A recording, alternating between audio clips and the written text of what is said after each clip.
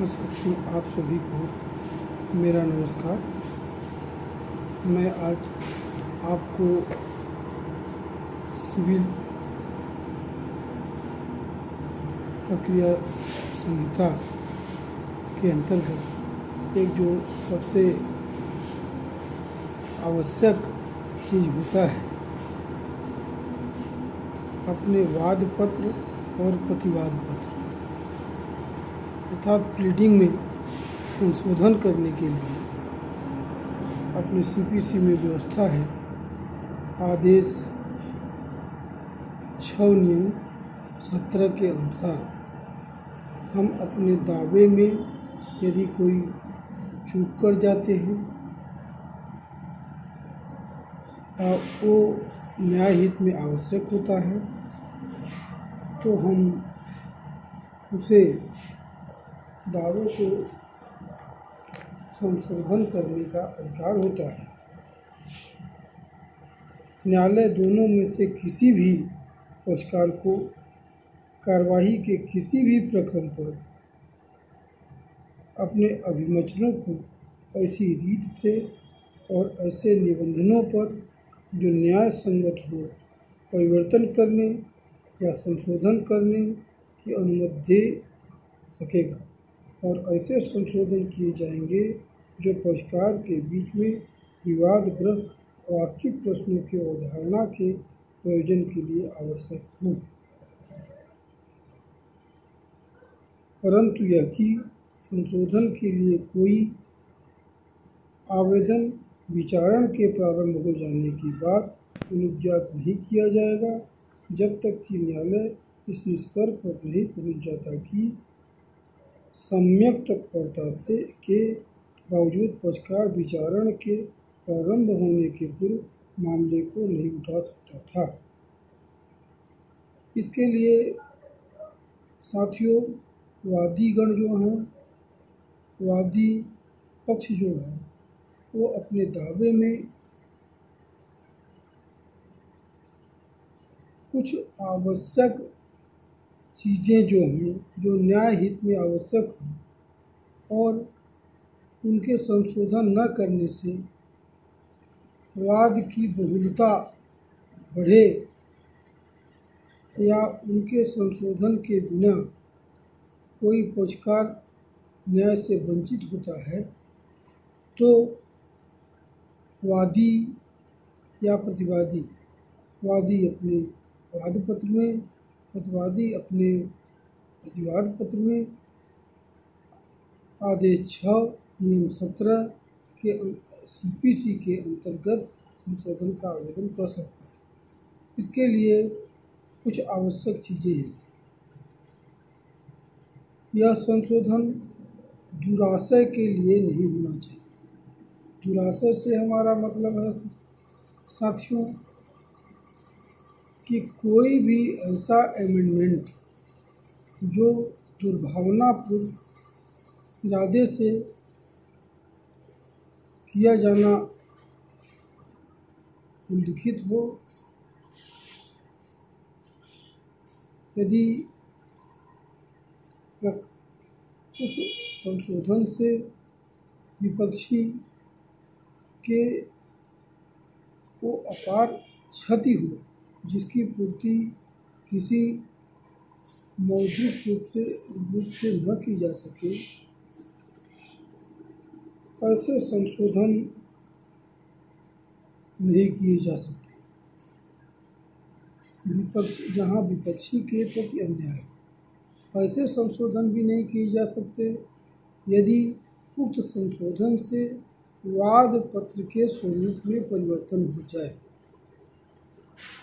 तो वाद पत्र के रूप में परिवर्तन हो जाएगा तो उसका मूल ढांचा ही बदल जाएगा, जिससे उसे संशोधन नहीं किया जा सकता है। इसके संबंध में साथियों, एक सुप्रीम कोर्ट का बहुत ही मशहूर मामला है जय राम मनोहर लाल विरुद्ध national building material supply company. AIR 1969, supreme court 1267 में कब संशोधन किया जाएगा, इसके संबंध में बहुत ही विस्तृत उल्लेख है।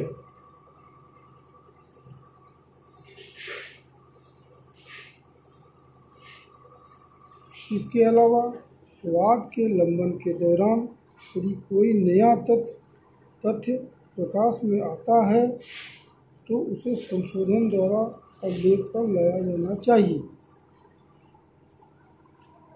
माने अगर नया तथ्य आता है, जैसे कि वाद लंबन के दौरान कोई भी व्यक्ति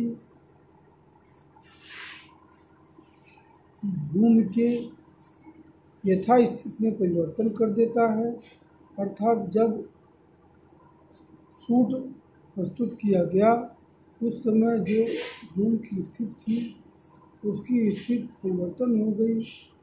उस समय यदि वादी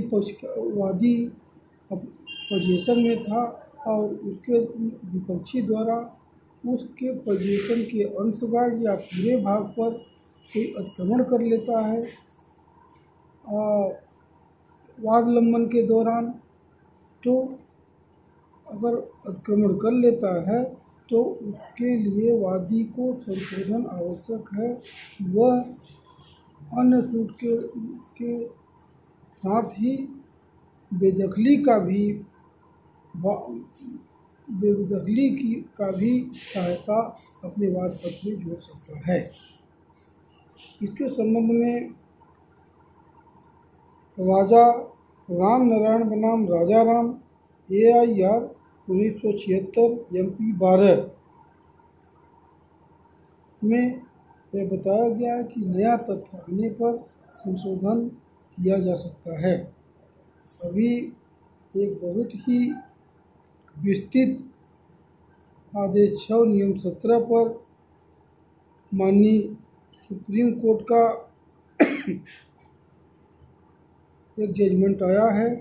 रेखा जीतू बिल्डर्स एंड डेवलपर विरुद्ध नारायण स्वामी एंड सन्स।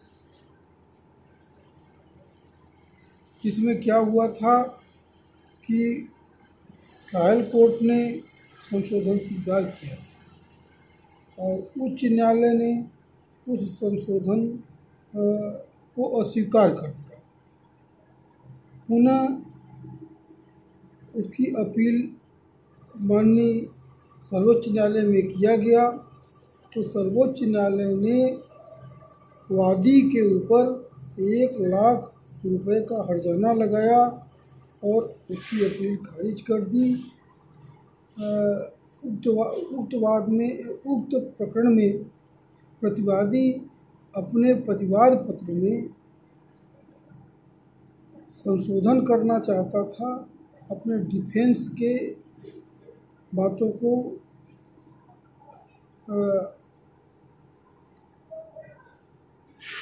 जोड़ना चाहता था,